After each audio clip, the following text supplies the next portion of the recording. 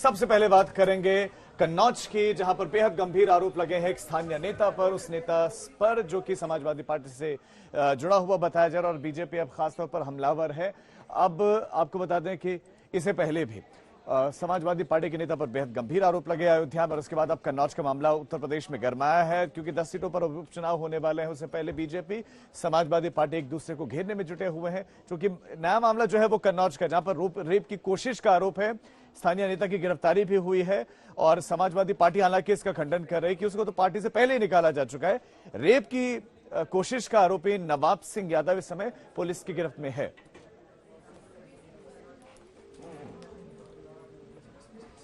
कन्नौज की ये जो घटना है इसने पूरे देश को अर्पिता जी हिलाकर रख दिया, लेकिन इस पर जबरदस्त राजनीति हुई। हुआ क्या, हम आपको बताएं।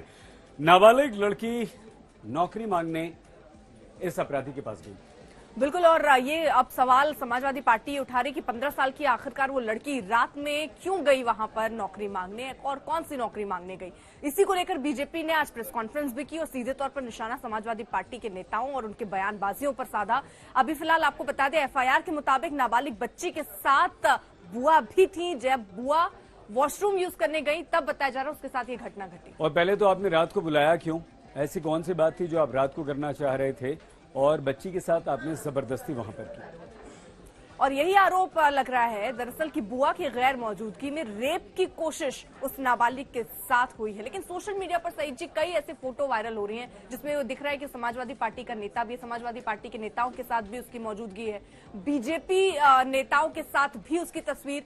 लेकिन अब एक और तस्वीर भी वायरल हो रही है जिसमें इस बुआ की तस्वीर बीजेपी के नेताओं के साथ वायरल है। इसकी वजह से भी अब सवाल समाजवादी पार्टी बीजेपी पर उठा रहे हैं। ये तस्वीरें हम आपको दिखा रहे हैं राहुल गांधी और अखिलेश यादव के साथ, और अखिलेश यादव के साथ ये किस तरह की तस्वीरें वो भी हम दिखा रहे हैं जो वायरल हो रही है। तस्वीरें लगातार हम दिखा रहे हैं। ये बात सच है कि विभिन्न नेताओं के साथ तस्वीरें हैं और यही तस्वीर दिखाकर ही साजिश का आरोप लगाया जा रहा है कि भाई हमारे साथ आप साजिश कर रहे हैं। और एक और बहुत दिलचस्प चीज, यहाँ पर पुलिस के जो अधिकारी हैं, ये देखिए ये तस्वीर जो हम आपको दिखा रहे हैं, इसमें वो सम्मानित कर रहे हैं वही अधिकारी जो अगले दिन कार्रवाई कर रहा है। जो कार्रवाई अब कर रहा है उसको, उसी ने पहले इस शख्स को एक तरीके से सम्मानित भी किया। इसको लेकर भी सवाल उठ रहे हैं। तो आइए हम आपको हमारे संवाददाता अभिषेक मिश्रा की एक ग्राउंड रिपोर्ट दिखाते हैं जहां पर ये वारदात हुई। समाजवादी पार्टी के नेता नायब सिंह यादव के ऊपर गंभीर आरोप लगे हैं और वो आरोप लगे हैं एक नाबालिग लड़की की तरफ से, वो भी उनके दुष्कर्म के प्रयास का। उसी को लेकर के गिरफ्तारी हुई है। लेकिन अब सवाल यह है कि आखिर उस दिन क्या हुआ था। इस वक्त हम मौजूद हैं उसी डिग्री कॉलेज में जहां पर पीड़िता अपनी बुआ के साथ में पहुंची थी और इसी जगह पर उसके साथ में दुष्कर्म का प्रयास हुआ, जिस बात को पीड़िता ने अपनी एफआईआर में अपने इस पूरे मामले में दर्ज कराया है। अब हम आपको दिखाते हैं वो जगह जिस कमरे में नायब सिंह यादव मौजूद था। ये कमरा आप देखिए जिस तरीके से इस समय लॉक है, इसी कमरे के अंदर नायब सिंह मौजूद था। उसकी गाड़ी भी इस वक्त यहाँ पर खड़ी हुई है। इस गाड़ी में समाजवादी पार्टी का झंडा भी आप देख सकते हैं और सीधे तौर पर यहीं पर यह घटना रात के 11 बजे घटित हुई है। बताया जा रहा है कि पीड़िता अपनी बुआ के साथ में अपनी नौकरी के संबंध में बात करने के लिए आई थी और यहीं पर जब उसकी बुआ बीच में वॉशरूम गई तो तभी उस पर यह प्रयास किया गया दुष्कर्म का। और उसके बाद उसने जो है डायल 112 डायल करके तुरंत सूचना दी और यहां पर मौके से आपत्तिजनक स्थिति में नायब सिंह यादव को गिरफ्तार किया गया। हालांकि पुलिस ने अब न्यायिक हिरासत में ले लिया है। वहीं पीड़िता भी अब इस वक्त नारी केंद्र में है, उसका बयान दर्ज होना है। हालांकि अभी तक ना तो उसका मेडिकल हुआ है और मजिस्ट्रेट के आगे जब बयान होगा तो उसके बाद में चीजें और पुख्ता तौर पर सामने आएगी। लेकिन ये पहला मामला नहीं है, इसके पहले भी अयोध्या के बाद अब कन्नौज में इस तरीके के मामले ने बड़े तौर पर सियासत को गर्म किया है।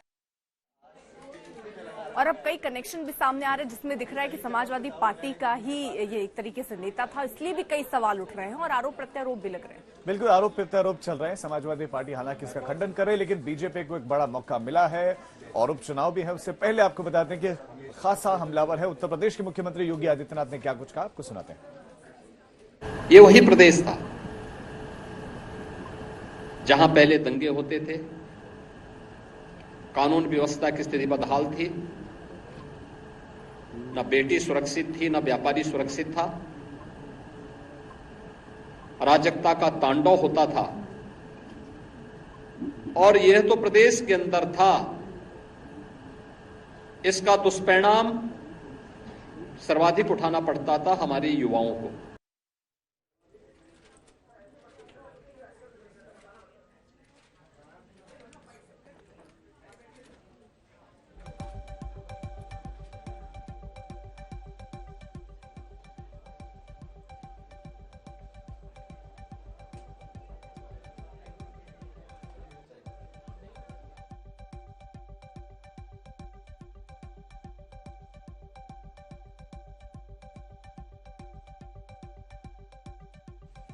हम ये कहना चाहेंगे कि उत्तर प्रदेश में एक दौर में समाजवादी पार्टी के नेता ने कहा था, दो लड़कियां जिनके साथ बलात्कार हुआ था उन्हें न्याय नहीं मिला था तो उन्होंने आत्महत्या कर ली थी। उसके बावजूद एक ऐसा असंवेदनहीन बयान दिया था कि लड़कों से गलती हो जाया करती है। आज मैं कहना चाहता हूं कि यूपी के जो दो लड़के हैं, जो चुनाव के समय कहते थे दो लड़के, उन लड़कों के साथ के जो लोग हैं वो गलती नहीं अपराध कर रहे हैं। और जब से ये दो लड़कों की ताकत बढ़ी है तब से अपराधियों की हिम्मत और हिमाकत भी उसी अनुपात में बढ़ती हुई नजर आ रही है। कहां गई प्रियंका गांधी जी जो कहती थी लड़की हूं लड़ सकती हूं? उनके होठ सिले हुए हैं अयोध्या कन्नौज से लेकर कोलकाता तक। राहुल गांधी जी जो कहते थे कि मोहब्बत की दुकान, तो मुझे लग रहा है कि उनकी दुकान में, उनकी उस सियासी दुकान में मोहब्बत अपराधियों के लिए है, मोहब्बत आतंक के आरोपियों के लिए है, मोहब्बत भ्रष्टाचारियों के लिए है, मोहब्बत दंगाइयों के लिए है और मोहब्बत बलात्कारियों के लिए है। अगर एक शब्द में कहें तो ये इंडी गठबंधन के सभी दल एक दूसरे के अपराध को कवर करने के लिए, जिसे हम लोग एक भाषा में कहते हैं ना, cover fire. So these parties are providing a crime cover to mutual criminal elements, यानी एक दूसरे के आपराधिक तत्वों को एक प्रकार का पॉलिटिकल क्राइम कवर देने का प्रयास कर रहे हैं। कन्नौज के एसपी हैं अमित आनंद, और अमित आनंद ने कहा कि हमने पूरी कार्रवाई कर ली है। उन्होंने पूरी जानकारी भी दी है। ये बताया है कि किस तरह की उन्हें शिकायत मिली, एफआईआर दर्ज की गई है, एफआईआर में क्या क्या लिखा गया है। एफआईआर में स्पष्ट कहा गया है कि रात को कॉलेज में नाबालिग बच्ची को बुलाया, बुआ के साथ वो वहां पर गई थी। बुआ जब वॉशरूम का इस्तेमाल करने गई तब बच्ची के साथ ये घिनौनी हरकत की गई। कन्नौज के केस ने एक बार फिर से बड़े सवाल खड़े किए हैं। इसको लेकर के कहीं ना कहीं एक बार फिर से हलचल बहुत तेज हो गई। हमारे साथ बात करने के लिए कन्नौज के पुलिस अधीक्षक अमित कुमार आनंद है। सर, ये बताइए जिस तरीके से पूरा मामला हुआ है, क्या कुछ हुआ था घटना और किस तरीके से आपको सूचना मिली है? 12 तारीख को रात्रि लगभग 1:30 बजे यूपी 112 पे कॉल आई थी, जिसमें पीड़िता ने बताया था कि उसका टॉप उतारा गया है और गलत काम करने का प्रयास किया गया है। सूचना का तत्काल संज्ञान लेते हुए मौके पे थाना कोतवाली कन्नौज की पुलिस टीम व पीआरबी पहुंची थी, जहां पे लड़की को बरामद किया गया, जहां पे उसने टॉप नहीं था और जिसमें आरोपी है नवाब सिंह, इसको भी आपत्तिजनक अवस्था में पकड़ा गया। और जो लड़की के द्वारा जो तहरीर दी गई थी सुसंगत धाराओं में भारतीय न्याय संहिता और पॉक्सो एक्ट के अंतर्गत मुकदमा पंजीकृत किया गया। इसमें अभियुक्त को गिरफ्तार कर न्यायालय के समक्ष पेश कर इसको जेल भेजा जा चुका है। इसमें एविडेंस कलेक्शन की कार्रवाई प्रचलित है। लड़की को न्यायालय के सामने पेश करके वहाँ पे भी बयान कराया जाएगा और इसमें विधिक कार्रवाई शीघ्र पूर्ण करी जाएगी। क्या लड़की का मजिस्ट्रेट के सामने बयान हुआ है या मेडिकल के लिए अभी तक उसे आगे बढ़ाएंगे? अभी मेडिकल की और जो न्यायालय में जो बयान है उसकी कार्रवाई प्रचलित है, शीघ्र इसे भी पूर्ण कराया जाएगा। और बाकी जो हमारी सर्विलांस टीम है और वहाँ पे साक्ष्य संकलन के लिए जो विभिन्न टीमें लगाई गई है और फील्ड यूनिट है, ये सब अपना काम कर रही है। आइए सीधे हमारे संवाददाता अभिषेक मिश्रा के पास आपको लिए चलते हैं। अभिषेक, अब जब इस आरोपी को गिरफ्तार कर लिया गया है, एफआईआर दर्ज हो गई है, तो फिर इस पर राजनीति किस तरह की और क्यों हो रही है?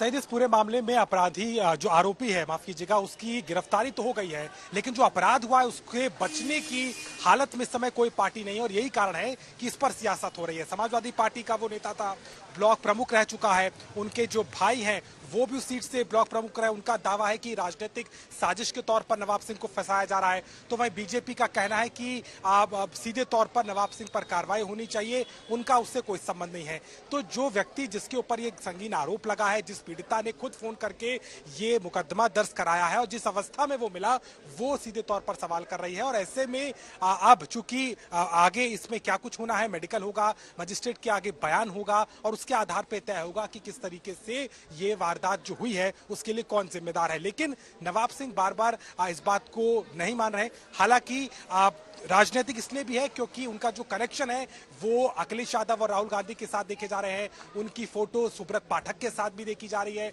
तो ये सीधे तौर पर बताता है कि नवाब सिंह का प्रभुत्व कन्नौज में कितना है। ब्लॉक प्रमुख रहे हैं और पार्टी के लिए काफी सक्रिय तौर पर, समाजवादी पार्टी के लिए काम करते रहे। यहाँ पर हर एक व्यक्ति उनको उसी शख्सियत के तौर पर जानता है। लेकिन चूंकि इस अपराध के इर्द गिर्द नवाब सिंह की कहानी घूम रही है, इसीलिए कोई भी पार्टी उससे फिलहाल दरकिनार हो रही है, बचना चाहती है। लेकिन ये जरूर है कि इस मामले के बाद में एक बार फिर से बड़े सवाल उठ रहे हैं और खास तौर पर राजनीतिक बैकग्राउंड के लोगों का जिस तरीके के आरोप लगे हैं उससे भी संगीनियां समझ में आती हैं। ठीक है, आप नजर बनाए रखिए, आगे भी आपसे अपडेट लेंगे। फिलहाल आपको वो सियासी बयानबाजियां भी सुनवा देते हैं जो इस पूरे मसले पर अब होने लगी।